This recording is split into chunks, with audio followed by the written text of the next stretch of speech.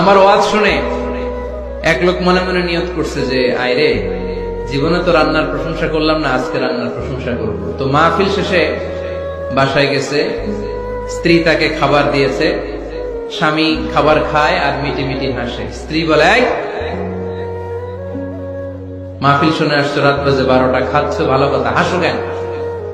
তো স্বামী বলে, হাসি এর কারণ হচ্ছে তোমার রান্নাটা আজকে এত মজা হয়েছে না জীবনে, আজকে বাড়াই বাড়াই করতেছি, জীবনে